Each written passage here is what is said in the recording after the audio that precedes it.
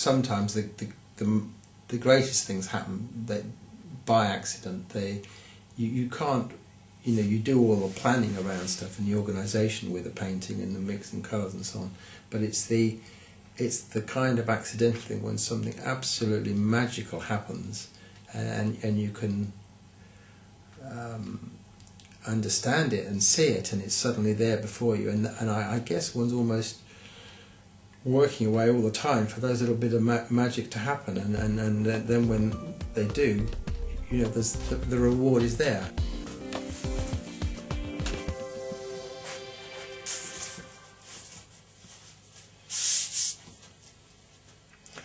This is one of my heart song silkscreen monoprints, which is an umbrella title I've been using for lots of the abstract work I've been doing for some years now.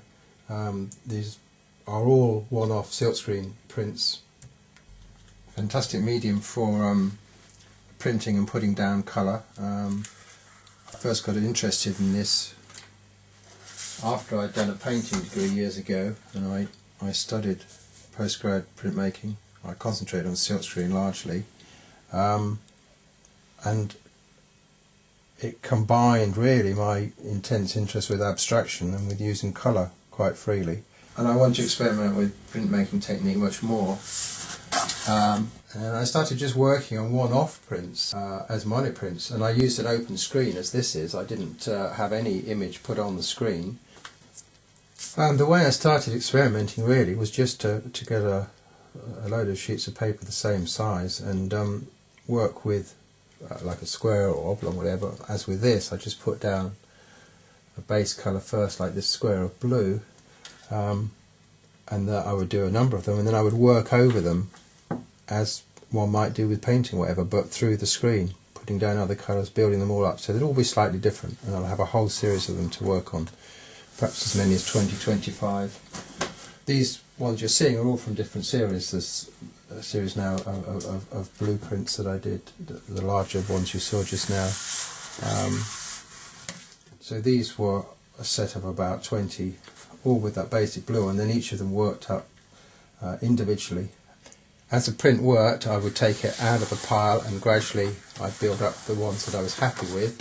And in a way, unless a print got completely messed up, I would keep working on them. All these initial prints, as you can see, were done with proper registration edges, white edges around them, and then the images will work within the central area of the print. Later on I started to work right to the edges of the print like this, bleed edges, and I didn't bother to have to register things so carefully then, and often used handmade papers like this that has a decal edge on it, so they didn't have to always be rigid edges, straight edges. You can see all these similar sizes of a set that I've been working on at some stage. And I worked on every different size, from the very large prints right down to much smaller things. And I often did many of these, all on similar themes, slightly different scales, but this is right down to really very small prints. The motivating factor always of these was an interest in building up abstract compositions and using colour very much as an emotional vehicle to express the ideas within the work, but it wasn't always totally colour based. I've done a series of works using blacks, whites, tones, but I didn't always work in series like these four here. Obviously would have been done at the same time, and I would change, maybe have 2 or 3 series on the go at any one time, larger prints, smaller prints. I could work much quicker. Originally the work was all with oil-based inks, but over the years I started using water-based acrylics, which was much more flexible. I also started to make some artist books rather than just individual prints, and did a whole series of these at different times, all silk-screened, and usually in concertina format, where I would use a theme that would develop through the book, make covers for the book, and put a print on the cover. And again, these were done different scales. A larger one here, purely black and white book.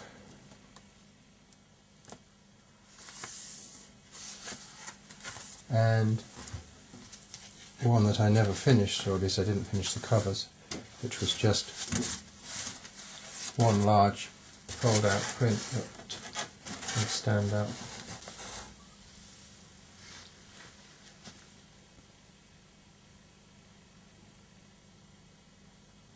Over the years I've been doing all sorts of different prints for 20 or 30 years, and so eventually a lot which I'd kept I put together in this book, which came out about 6 months ago, and is purely on my print work, and it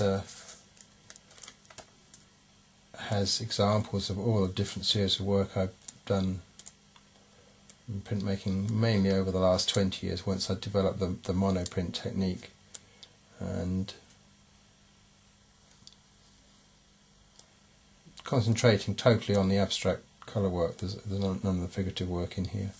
The different series, different scales of prints together, all intense colour abstract work, with some woodblock prints that I've done in the past as well, which I've done from time to time. But mainly the book's concentrated totally on the colour silkscreen monoprints, and there's examples there of some of the concertina books that I'd made, all one-offs as with all the other prints. Some of the more monochromatic, darker prints, a series, Loic Black series that I printed when I worked up in the Lake District in the 90s.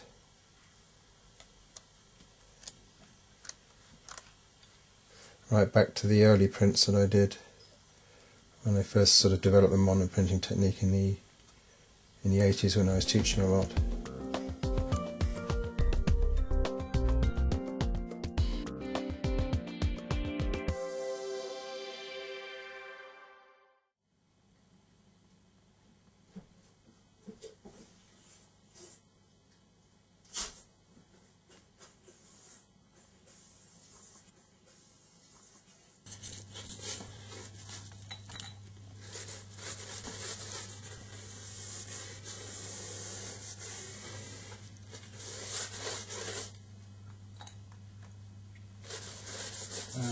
This painting's been a very difficult painting, and it's gone completely wrong. I've lost my way with it completely.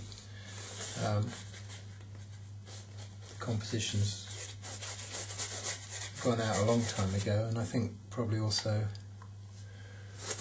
the colour range I'm working with has been so quite different from the other work.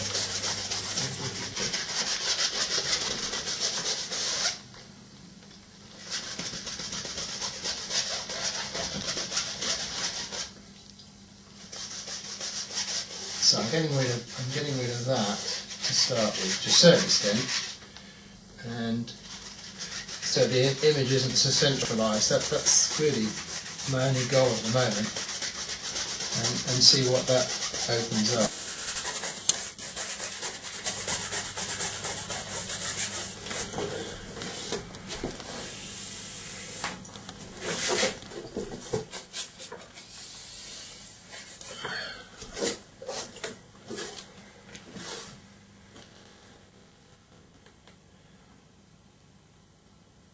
The thing about working like this, as opposed to when I was working with the oils, is that you can radically change the whole painting just in 5 or 10 minutes, and a whole new series of ideas start to develop in terms of what we can do with the composition, and the colour range now is just radically altered. So now I need to sit down and think a little bit about where this is going.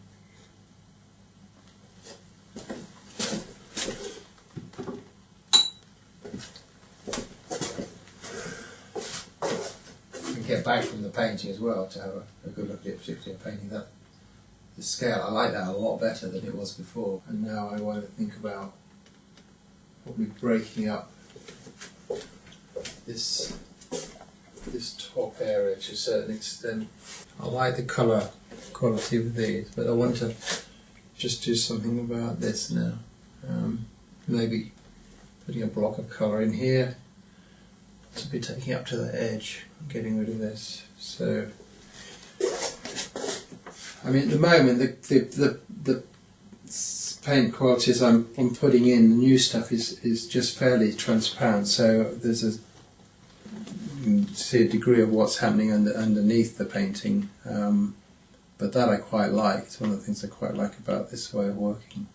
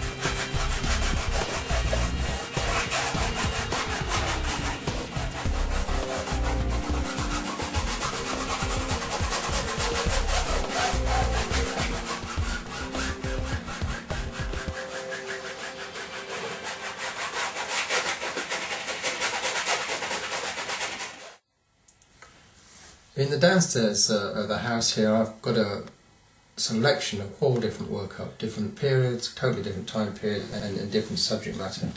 There's a couple of my drawings here, which landscape drawings that I do outside on the spot. These are both more concerned with woods and trees. I work in the New Forest along the coast here, Dorset coastline, and in fact, there's a painting here from the Headland series, which was based totally on coastal headlands.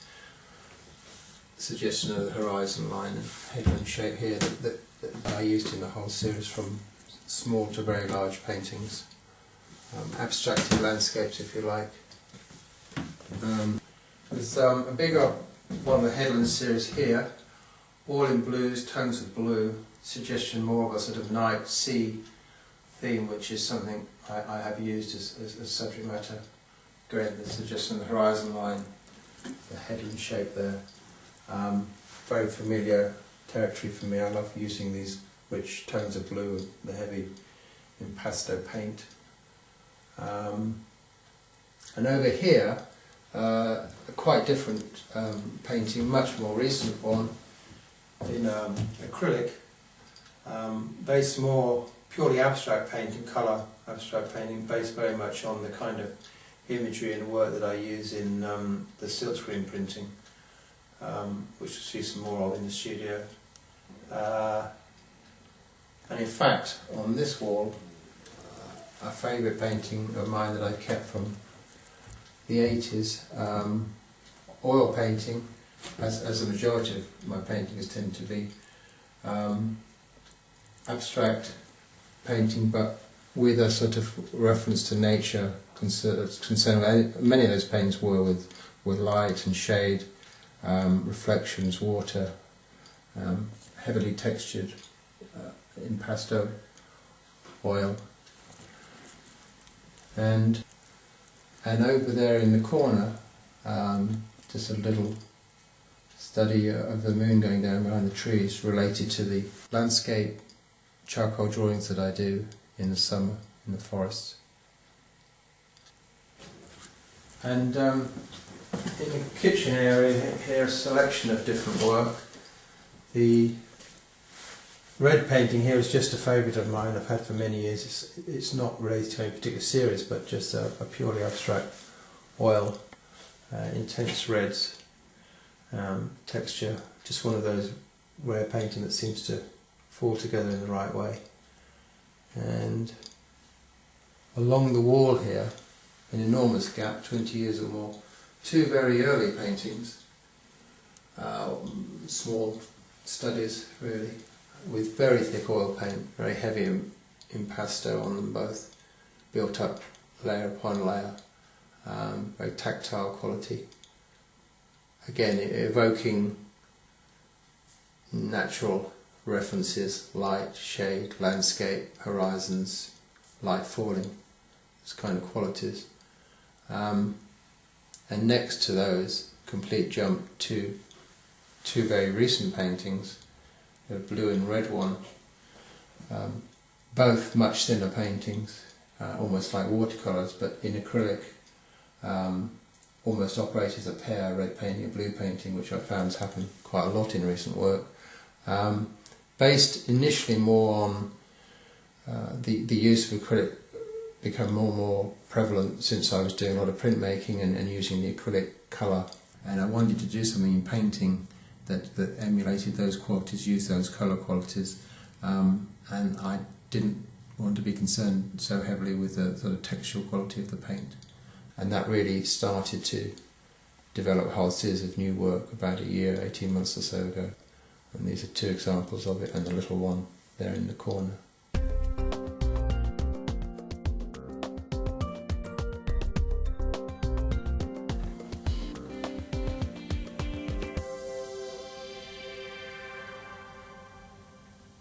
Well, this large painting's been quite problematic, I now realise, for a whole number of reasons really. With the acrylic, particularly when I've been using it, these kind of washes like this, fairly thin, it's almost like a giant watercolour, and I'm not sure that on the canvas it operates quite right. The paint tends to look too thin. There's areas, small areas, where it works beautifully, and then the whole thing doesn't kind of quite fit together, so it feels weaker to me. It doesn't have the kind of emotional resonance that I would normally feel is there in a bigger painting. So changes will need to be made, I think.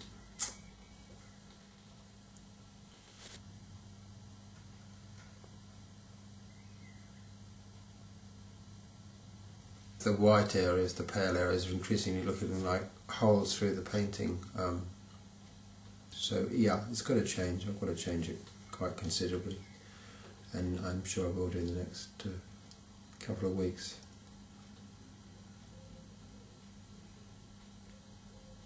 And there's a smaller blue painting I did recently over there with oil, where the same kind of ideas behind the painting apply, much smaller scale, in oil, admittedly, but I think in that I can see much more fully what I'm doing, and I think the layering of the different blocks of colour, the way they work in front of each other, the impasto, the oil, makes all the difference really, makes the painting work, which I don't think it can with this one unless I'm troweling on some acrylic very heavily in a different manner.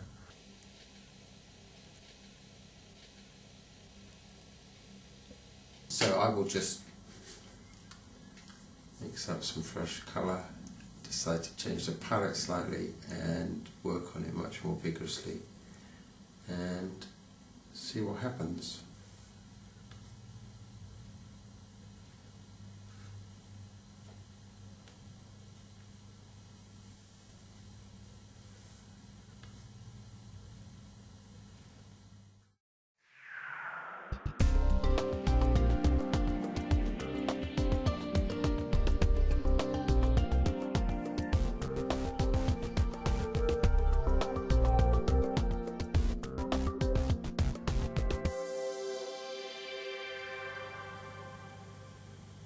Well, I got about 60 or 70 of these little canvases to work on, all small, square format, which is format I've been using square for a long time, decided to work totally just in acrylic, not bother with using any oil paint for a while. And I made up some masks, and I just started really colour explorations on the small canvases, and because I was using acrylic I could change them absolutely straight away all the time from one colour to another, and just played around using blocks of colour, initially starting off fairly geometric. They were too geometric for my liking, so then I started to break that down with a lot of loose thrown paint, and very often I'd put a block of 4 or 6 together and just throwing paint around on them, then separating them all, going back, building up fresh compositions and working through different colour schemes. A lot inevitably were ranges of blues and red, but I got a balance with the better ones when they started to work between the blocks of colour, the background areas, the foreground background relationships, and the looser marks, almost like drawn marks. And where that started to work, then I put aside those ones as I used to with the prints and build up a set of better pieces and just keep working on the ones that hadn't come to fruition and just radically altering those. The beauty of them being so small and with acrylic was that you could just change the whole series completely if you wanted to at any point. Gradually I started to build up sets of these that I felt worked really quite well, and where there was sort of greater difference in the colour and the compositions. I would gradually sort out sort of a set of half a dozen or so at a time, which in a way were like a little mini exhibition of work, and the ones that started to work for me, I felt there were ideas there that were really worth taking into larger paintings, and that's when I began then after a few months to work on some larger canvases, utilising exactly the same ideas, same technique that I developed in the small pieces.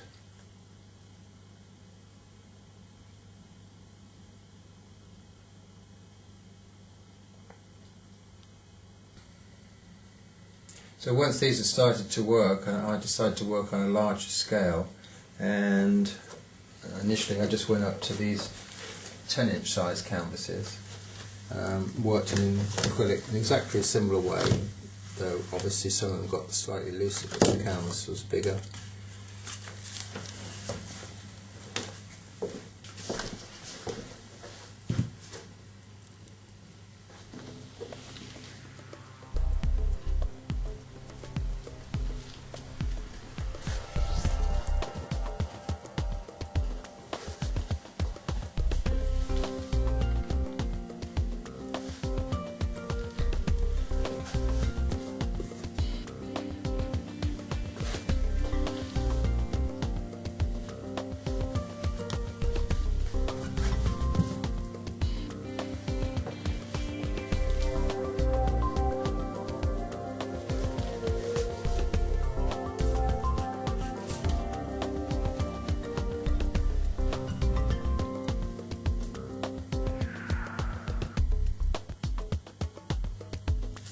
So this was the next size up. I started working on 12-inch square canvases.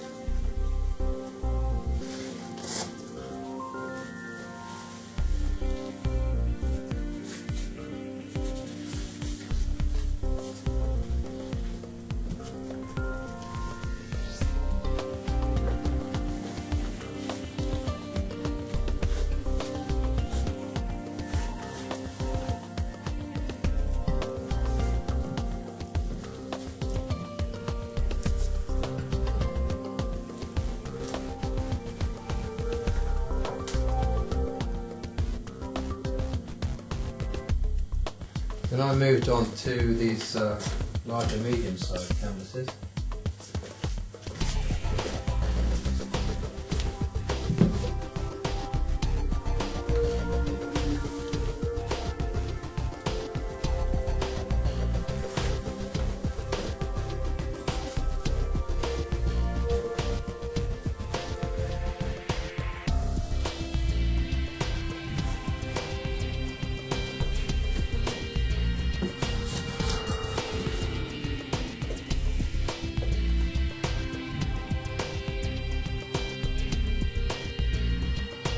And then I started moving on to larger scale canvases again, and in some cases using oil paint.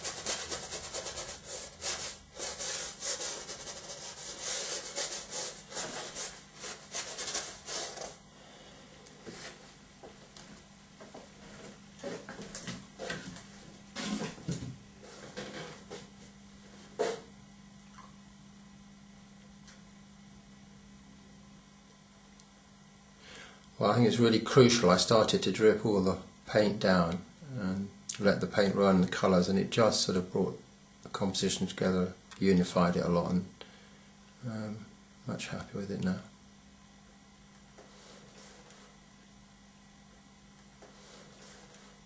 Well, the drips have made all the difference. It's I can't believe it. It's just made the whole thing look more exciting and zingy, and yeah, it's good.